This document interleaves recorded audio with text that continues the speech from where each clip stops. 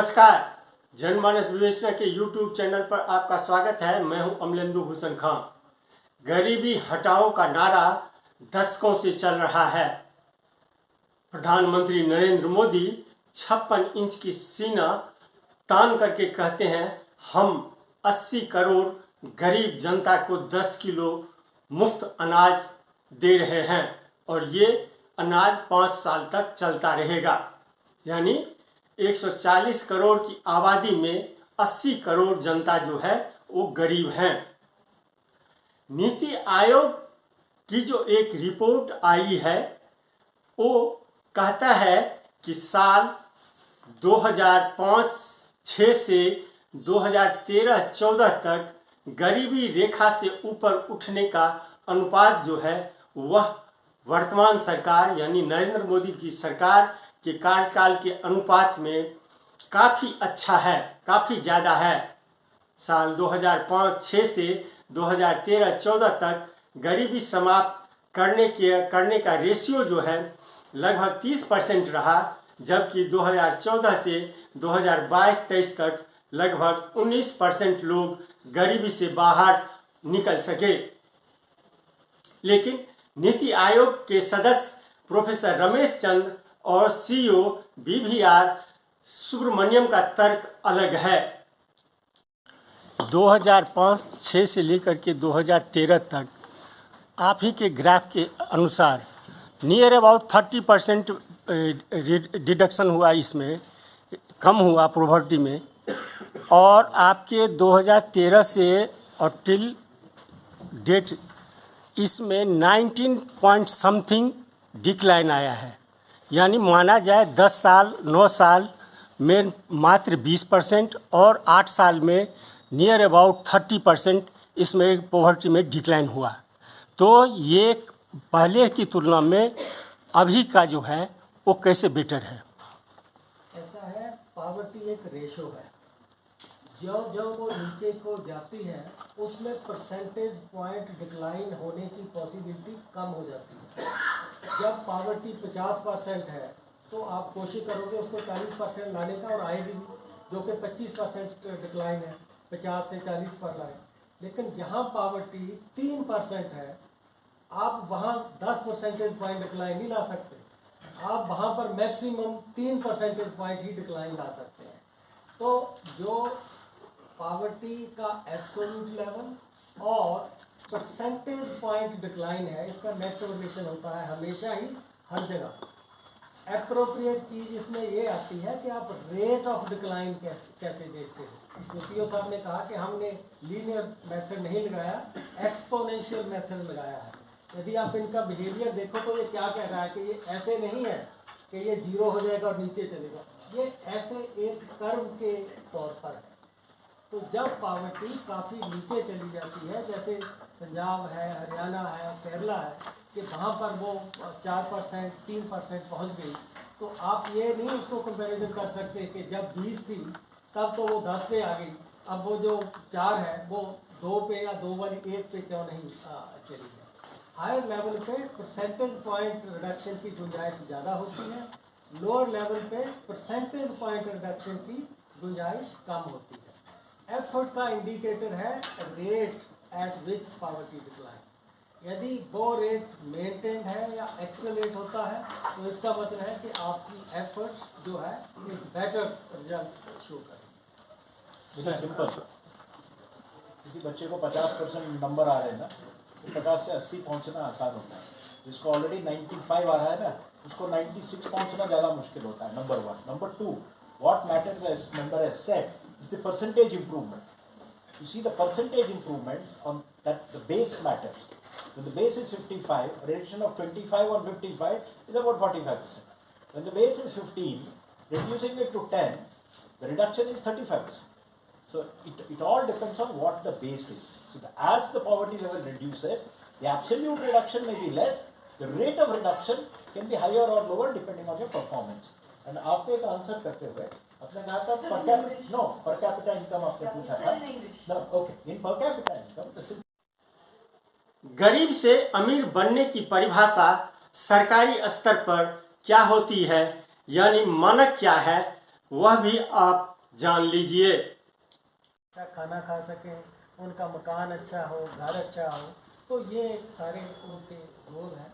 और जो उनकी डेप्रीवेशन है, जिन चीज़ों से वो वंचित हैं, वो उनसे वंचित ना रहें।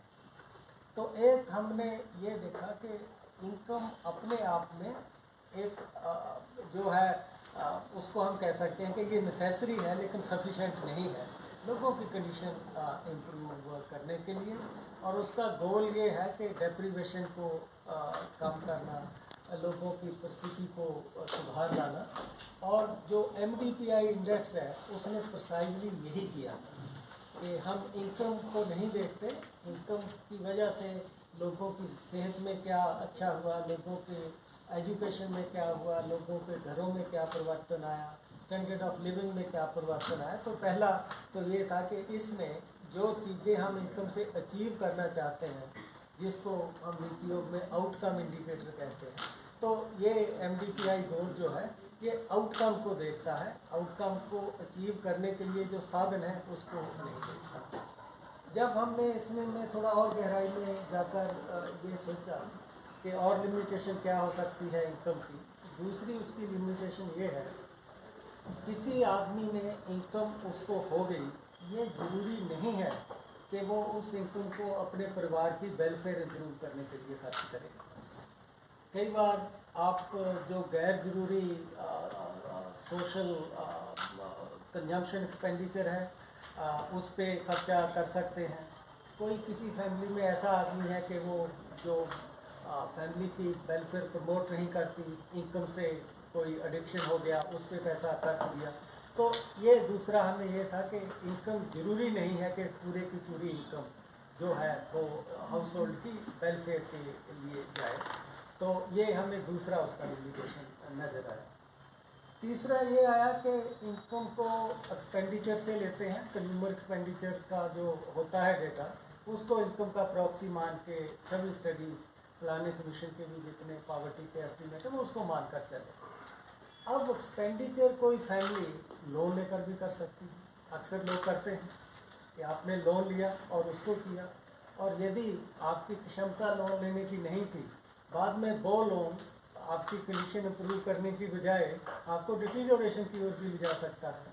तो एक फिर हमने ये देखा कि ये उसका लिमिटेशन कि जब आपने एक्सपेंडिचर को इनकम का प्रॉक्सी बनाया तो वो फिर इनकम से डेविएट हो गया, उससे कोई ज़रूरी नहीं है कि पॉजिटिव आउटकम हो, उसके नेगेटिव आउटकम भी हो सकते हैं। लास्ट जो हमने इंटरनली बहुत बड़ी चीज़ पाई, पॉवर्टी से लोगों को निकालने के लिए इनकम के अलावा सरकारें बहुत कुछ करती हैं। किसी को मकान बना के दे दिया, चाहे इनकम हुई चाहे नहीं हुई, गवर्नमेंट ने उसको मकान बना के दिया, उसकी कंडीशन इम्प्रूव हुई। सरकार ने उसे हर घर में नल और हर नल में जल दे दिया। तो जिस चीज़ पे उसको हज़ारों रुपए खर्च करके मिलना था वो उसको उसके बिना भी मिल गया। तो इनकम जो सरकारी एफर्ट से डेप्रीवेशन हटती है, economic condition of house hold में इम्प्रूवमेंट होता है, वो उसको भी कैप्चर नहीं करता। तो इन जो है लिमिटेशन को देखते हुए नीति योग ने ये सोचा कि यदि कोई एक बेटर इंडिकेटर है, हमें उस पर ट्राई करना चाहिए और लोगों को उस पर अपने विचार देने चाहिए। कोई एक और कोई इंडिकेटर जो है उसमें डाल दिया। तो ये इसकी जो फ्लेक्सिबिलिटी है और इसमें जो डायनेमिज्म है जो इनकम में नहीं है, तो वो भी एक इसमें करने की संभावना थी। तो इसकी बैकग्राउंड में ये हमने तैयार किया है। अब मैं आपने कुछ अभी कहना चाहेंगे? नीति आयोग की जो रिपोर्ट है उसके अनुसार जो गरीबी जो कम हुई है उसमें सबसे ज़्यादा पहले स्थान पर उत्तर प्रदेश, दूसरे स्थान पर बिहार, मध्य प्रदेश तीसरे स्थान पर और राजस्थान चौथे स्तर पर है। यानी इन 4 राज्यों में गरीबों के उत्थान के लिए जो कार्यक्रम किए गए वह काफ़ी बेहतर हैं, काफ़ी अच्छे हैं, जिसके कारण परिणाम अच्छे सामने आए हैं। आप जानते हैं यूपी में योगी आदित्यनाथ की सरकार है और गरीबों के लिए वो काफ़ी काम किए हैं, जिसके कारण उनका स्तर यूपी का स्तर जो है गरीबी से ऊपर उठने का स्तर जो है वो काफ़ी अच्छा है।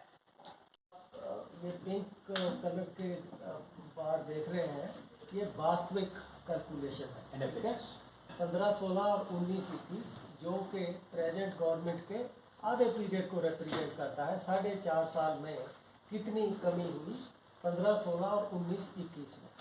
यदि इंटरेस्ट ये हो कि इनके पूरे जो 9 वर्ष इस बार हो गए उसमें कितनी कमी आई, वो एक पूरा जानने के लिए कि पूरे 9 वर्ष में कितनी आई, उसके लिए हमने 13-14 की कैलकुलेशन और 22-23 की कैलकुलेशन की, सेम रेट लगाकर कि जिस रफ्तार से 5, 6 और 15 में कमी हो रही थी उसके बीच में फिगर क्या आएगा, और उसी रफ्तार से कि 15, 16 से 21 तक किस रेट से कमी हुई, यदि 2 साल आगे और जाएं तो क्या होगा।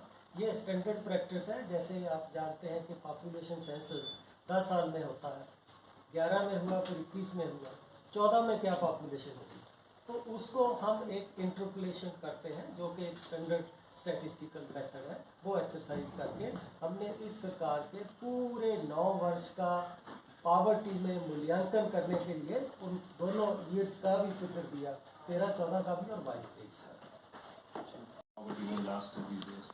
तो जो पहला रो आप देखें 2015-16 से 19-21 के बीच में जो reduction in head count ratio poverty annually it has declined bye 10.66%।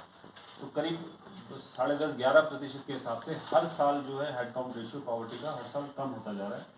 और जबकि यही अगर हम पिछले NFHS 3 और NFHS 4 के बीच में देखें तो 7.69% का। तो इस स्लाइड से बिल्कुल क्लियरली पता लगता है कि rate of reduction of poverty has been much higher in the recent period especially in the last 5 years compared to the previous 10 years। और जो NPA स्कोर भी है जो दर्शाता है जो हेड काउंट रेशियो और इंटेंसिटी दोनों का, उसमें भी काफ़ी अच्छी कमी आई है। करीब 31% की कमी आई है, करीब 11.95% हो गई, करीब 9.11।